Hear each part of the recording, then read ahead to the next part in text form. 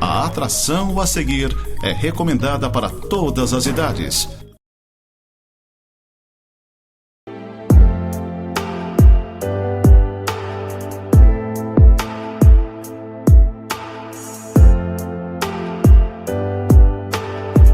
Olá, gente amada, gente querida, que a graça do Senhor Jesus Cristo esteja com você em meio à sua casa, em meio à sua família.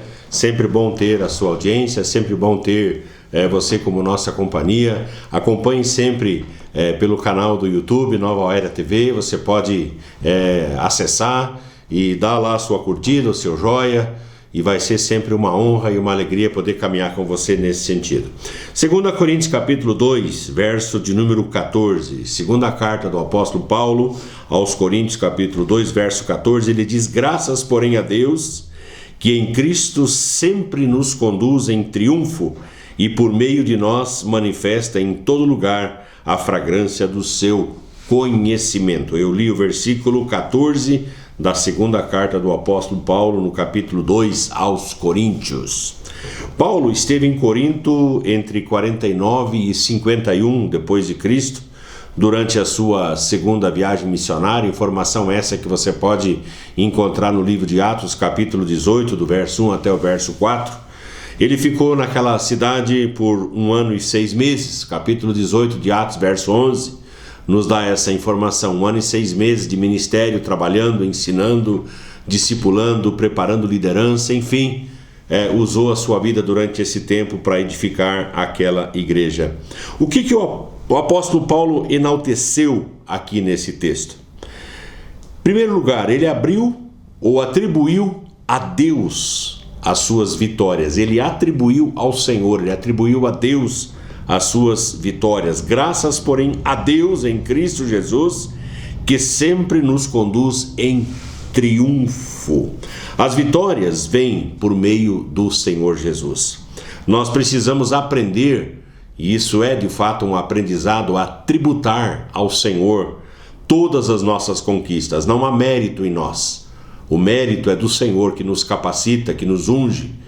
O mérito é todo dele. Nós precisamos aprender a tributar ao Senhor a honra devida ao seu nome e a tudo aquilo que nós dizemos que nós conquistamos. O mérito da vitória é sempre de Cristo. Se a igreja tem triunfado, e de fato ela tem triunfado, ela triunfa por meio do Senhor Jesus.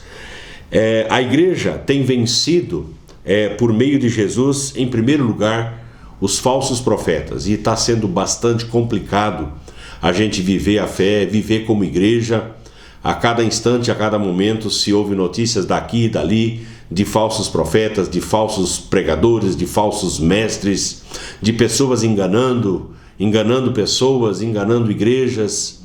Tem sido um tempo bastante difícil. Esses dias alguém me perguntou: como que você não tem vergonha de se apresentar como pastor? Às vezes dá, é verdade, às vezes a gente tem vergonha. Por quê?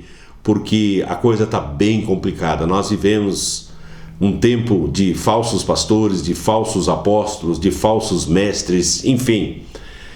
Em meio a tudo isso existem aqueles que são sinceros, corretos, como em toda profissão, como em todo trabalho. Sempre tem os maus, sempre tem os bons, e a gente tem que tocar a nossa vida. E foi o que eu disse para essa pessoa: eu toco a minha vida. O que me importa é que a minha igreja me conheça, que as pessoas saibam quem eu sou, com quem eu sou casado, a maneira como eu me relaciono em casa com os meus filhos. É importante que as pessoas saibam quem eu sou, e eu tenho essa facilidade de interação. Então isso ajuda a gente a manter a sobriedade e a não se desesperar em meio a tantas notícias ruins e erradas que nós ouvimos por aí.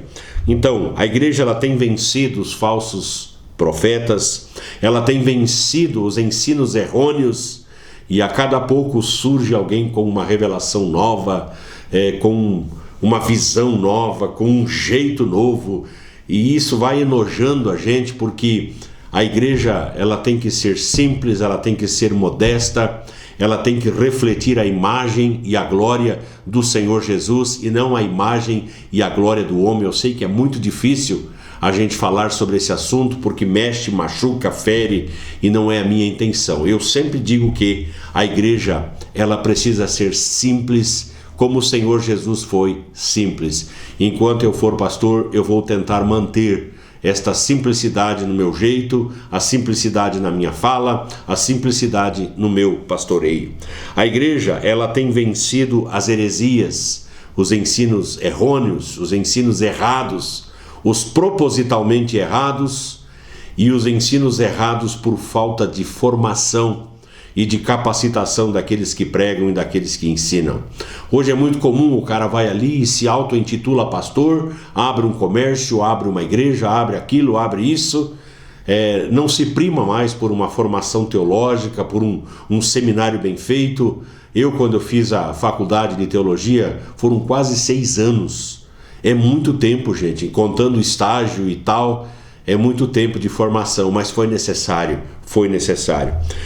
A igreja, ela tem vencido os falsos irmãos, e isso também é outro problema. Gente que se intitula irmão, anda um tempo dentro da igreja, anda um tempo junto com a gente, mas acaba traindo, acaba mostrando a sua face diabólica, a sua face de destruição, enfim. Isso tudo está no meio da igreja. Então, o que o apóstolo Paulo ele está dizendo aqui? Que ele dá graças a Deus que tem sempre conduzido ele em triunfo. Ele tem vencido e tem atribuído a Deus as suas vitórias. Em segundo lugar, ele diz que por meio dos crentes, por meio dos cristãos da igreja, Deus manifesta a sua fragrância, o seu cheiro, o seu perfume. A Bíblia ensina que nós somos o bom perfume de Cristo. Por onde nós passamos, nós deixamos as marcas do Senhor Jesus. Nós deixamos o cheiro, a fragrância, o perfume de Cristo por onde quer que nós passemos. Os crentes, quando eles chegam em algum lugar, eles enfraquecem o cheiro da morte. Isso eu acho fantástico e você precisa de alguma maneira assentar isso dentro do seu coração. Qual o segredo do triunfo da igreja? Paulo ele apresenta aqui algumas questões e eu gostaria de refletir outras com você. A igreja ela triunfa quando ela é edificada sobre a rocha. Olha só, a igreja triunfa quando ela é edificada sobre a rocha que é Jesus Cristo. Não é a igreja edificada sobre o apóstolo ungidão, sobre o fulano de tal, cheio da graça e cheio da unção. O fundamento da igreja sempre foi o Senhor Jesus. Em Mateus capítulo 16, do 13 ao 18, existe um segmento cristão que interpreta como se Pedro fosse o fundamento da igreja, e não é. Pedro não é o fundamento da igreja. Naquele texto, o Senhor, ele fala oikodomeso mu, ou seja, eu vou edificar de mim. A partir de mim, eu vou edificar a minha igreja e as portas do inferno não prevalecerão contra ela. Quando o Senhor Jesus diz, e sobre esta pedra edificarei a minha igreja, ele fala Petra, puxando para si, dizendo, sobre esta pedra que sou eu, edificarei a minha igreja e as portas do inferno não prevalecerão contra ela. Então o fundamento da igreja não é um homem, o fundamento da igreja não é uma pessoa, por mais ungida, mais abençoada que tenha sido. O fundamento da igreja, o sólido fundamento é o Senhor Jesus Cristo. Ele é a pedra angular, a pedra sobre a qual a igreja tem sido edificada, conforme ele tem manifesto em Mateus 21, verso 42. Jesus, ele é o fundamento da igreja. O apóstolo Paulo, em 1 Coríntios, no capítulo 3, no verso 11, ele diz, porque ninguém pode lançar outro fundamento, além daquele que já foi posto, o qual é Jesus Cristo. Quer texto mais claro do que esse? Quer texto mais transparente do que esse? Jesus Cristo é o sólido fundamento da igreja. Pensa nisso. Segunda coisa, a igreja ela triunfa orando, ela triunfa sendo edificada sobre o sólido fundamento, sobre a rocha que é Jesus Cristo, mas ela triunfa orando. O segredo do triunfo da igreja é a oração. Ela só tem triunfado por causa da oração. E não é por causa da oração de um indivíduo aqui, de um indivíduo ali, ou por alguém dentro da igreja, mas é a oração de todos aqueles que são chamados pelo nome do Senhor. É por esta oração conjunta, esta oração unânime, que a igreja tem sido mantida e triunfado. A oração é o recurso de Deus para o triunfo da igreja. Quando você olha lá em Atos capítulo 12, do verso 5 até o 12, Pedro e Tiago haviam sido presos e um deles foi morto. Consequentemente, Pedro estaria guardado para ser decapitado no dia seguinte. E o texto diz que havia, no verso 5, oração incessante por ele, ou a favor dele. Então a igreja se levantou em oração, se levantou em clamor, e Pedro, ele foi liberto por um anjo à noite que entrou naquele cárcere, que entrou naquela cadeia e simplesmente o levou dali de forma milagrosa. E ele foi para onde? Para a casa de João Marcos, onde havia um grupo de pessoas e estavam o que fazendo? Orando. Quando ele bate a porta, a mulher vem ao postigo, aquela janelinha no portão, e ela abre a janelinha do portão e vai correndo para dentro e fala: Pedro está ali fora. Como assim Pedro está ali fora? Sim, deve ser o seu anjo. Não, e era Pedro de fato. Pedro sendo levado até o lugar de oração.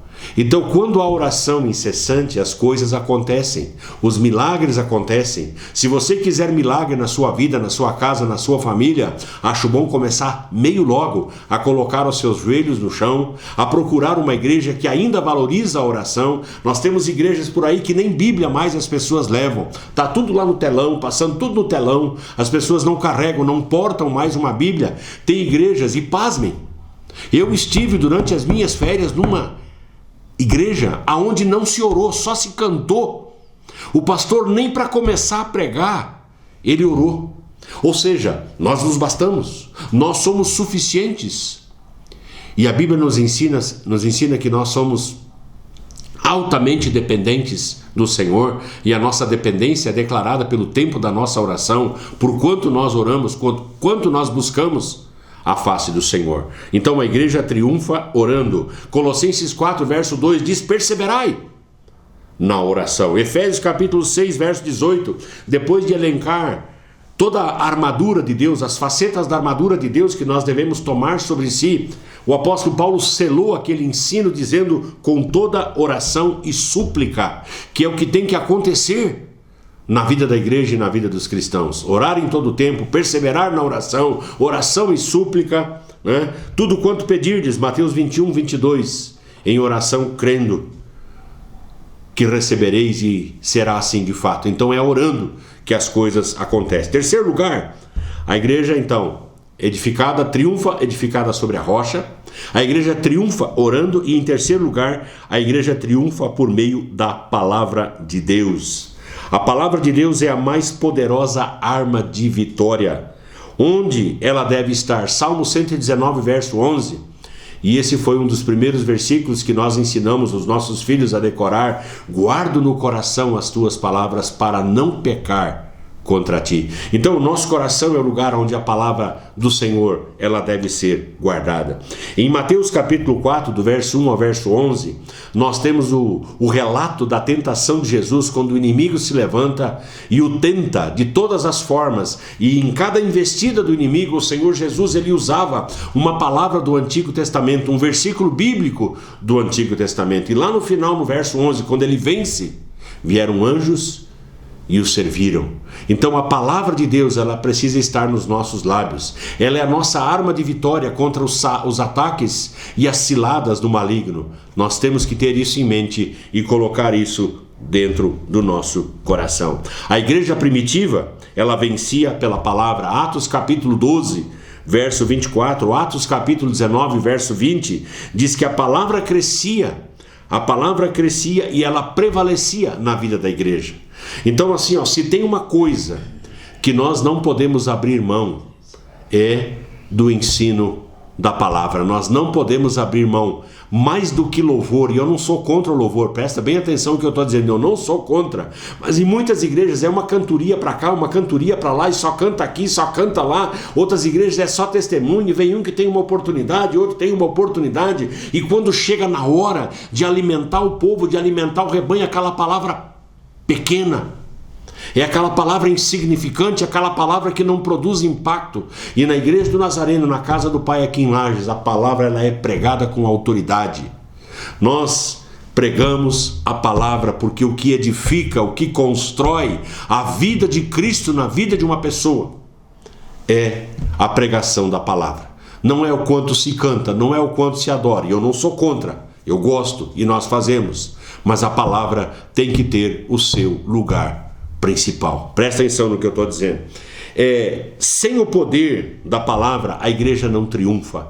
Então nós precisamos desse poder. Quarto lugar, a igreja triunfa pelo poder do Espírito Santo. Em Atos capítulo 1, verso 8, diz: mas recebereis poder ao descer sobre vós o Espírito Santo, e sereis minhas testemunhas, tanto em Jerusalém, Judeia, Samaria e os confins da terra. Ou seja, os círculos concêntricos vão aumentando à medida que o Espírito Santo cai sobre a vida da igreja ou sobre a vida de uma pessoa. Sem o poder do Espírito Santo, nós não conseguimos vencer o pecado. Tem gente vivendo na escravidão do pecado. Vive por quê?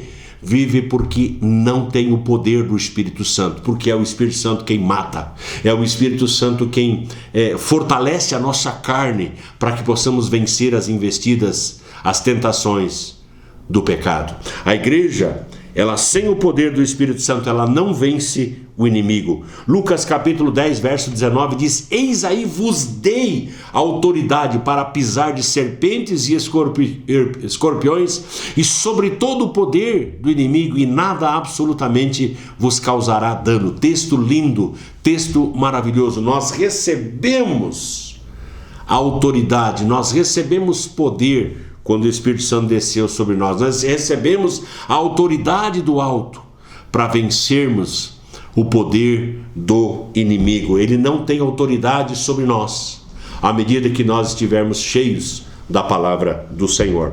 Sem o poder do Espírito Santo, a igreja não divulga a palavra. Você pode acompanhar isso no livro de Romanos, capítulo 15, no verso 19, quando o apóstolo Paulo ele compartilhou que era justamente pelo poder do Espírito Santo que a palavra ela era divulgada da maneira como ela teria sido divulgada.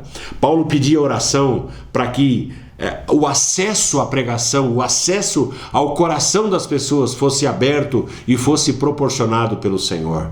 Então é algo que nós precisamos aprender a fazer, que o Senhor nos dê as oportunidades de nós pregarmos o Evangelho, de nós anunciarmos a palavra de Deus, seja por uma TV, seja pelo rádio, seja pelo púlpito, seja por uma reunião de oração, seja por um grupo de amor e cuidado, não importa onde. Importa que a palavra esteja sendo pregada e ensinada.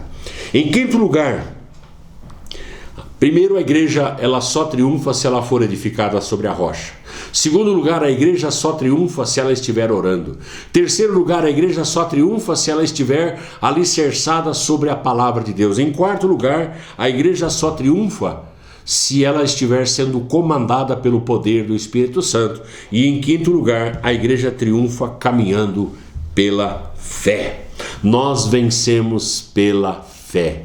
A fé é a nossa arma de vitória. Lá na primeira carta de João, no capítulo 5, no verso 4, o autor sagrado diz, ou escreveu: esta é a vitória que vence o mundo, a nossa fé. Ele foi muito claro, ele foi bem específico. Não há vitória no nome de um homem, não há vitória no nome de uma igreja, de uma denominação, por mais abençoada, ungida que ela seja. A vitória está no nome de Jesus. É a nossa fé em Cristo, é a nossa fé em Jesus que nos produz e que nos dá, que nos concede a tão esperada vitória. Nós precisamos aprender a vencer pela fé. Se você pegar a carta aos Hebreus, no capítulo 11, você vai encontrar lá vários exemplos. Pela fé, fulano de tal fez isso. Pela fé, fulano de tal fez aquilo. Pela fé, este construiu isso. Enfim, as lutas vieram, mas foram vencidas a partir da fé. As estratégias são importantes, sim. As estratégias, elas são bacanas, sim. A igreja precisa de estratégias, sim, com certeza. Mas, sobretudo, o elemento chamado fé deve estar dentro do nosso coração, à nossa frente, para que a vitória possa ser alcançada. Romanos capítulo 1, verso 17, que foi todo o processo, ou o versículo, ou o texto, vamos dizer assim, ou o conceito, como você queira entender, que desencadeou toda a reforma protestante. 1517, a partir de Martim Lutero, estava dentro de uma estrutura, vamos dizer assim, onde os rituais eram necessários, onde as ofertas eram exigidas, onde a fé era produzida por meio da compra, onde as benesses e a benevolência da igreja e o favor de Deus era comprado pelo tilintar das moedas que caiu no gasofilácio. Até que Martim Lutero um dia entendeu, lendo a palavra, que o justo viverá pela fé. Romanos capítulo 1, verso 17. O justo, ou o meu justo, viverá pela fé. Não vai viver da lei, não vai viver da opressão do tilintar da moeda, mas vai viver a partir da sua fé. E a fé nós construímos a partir do relacionamento que nós temos com Deus. Então o meu justo viverá pela fé. É a fé, e com essa frase eu encerro, é a fé que atrai os milagres de Deus para a terra. Presta atenção, é a fé que atrai os milagres de Deus para a terra. Se você quiser viver e usufruir os milagres do Senhor, precisa aprender, primeiramente, a viver a partir da fé, que não é uma coisa sentimentaloide, mas é a certeza das coisas que nós não vemos, a convicção de fatos que nós esperamos, como em Hebreus capítulo 11, no verso 6, nos está expresso. Essa fé eu tenho procurado cultivar durante todos os meus anos em que eu sirvo ao Senhor Jesus. Desde o dia 29 de maio de 1980, eu sirvo a Jesus, e eu procuro aumentar essa minha fé cada dia a partir das experiências de relacionamento que eu tenho tido com Ele. E eu espero que você faça exatamente a mesma coisa, tá bom? Vamos orar. Paizinho amado, Paizinho querido, muito obrigado, porque a fé, ela é derramada em nossos corações pelo Teu Espírito Santo. Muito obrigado, Deus, porque a fé, ela é desenvolvida a partir do nosso relacionamento intenso, diário, constante com o Senhor. Eu oro, Deus, para que essa fé jamais nos seja arrancada, nem mesmo a circunstância, nem mesmo os problemas, nem mesmo as dificuldades consigam arrancar essa fé tão viva, tão exuberante que nós temos dentro do nosso coração. Abençoa esta casa, abençoa esta família, para a honra e para a glória do Teu nome. Nós oramos e nós agradecemos. Amém e amém, Jesus. Gente amada, gente querida, fiquem todos debaixo da graça do Senhor Jesus.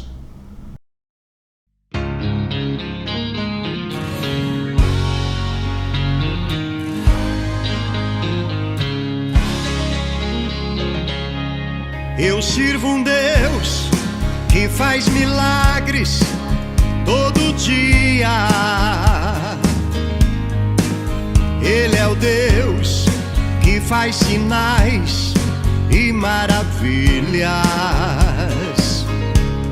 Só Ele é Deus sobre a terra e o céu. Ele é grande, Ele é bom e fiel. Ele me deu todo o amor do céu, tão divino. Seu Filho Jesus, que naquela cruz mudou meu destino. Quando eu pensei estar só, não estava, porque o meu Deus me acompanhava. Ele é o que eu preciso todos os dias. Ele é a verdade, estou seguro, pois Ele não muda, não tem variação. Esse é o Deus que eu tenho comigo no meu coração.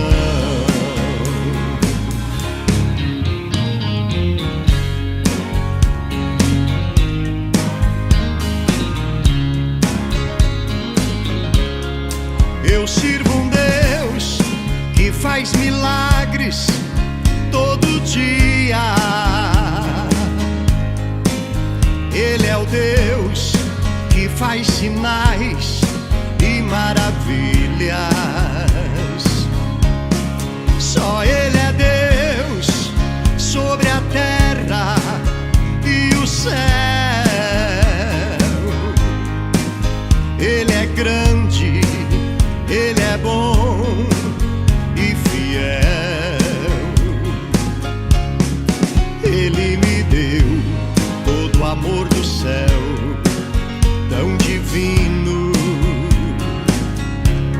seu filho Jesus, que naquela cruz mudou meu destino.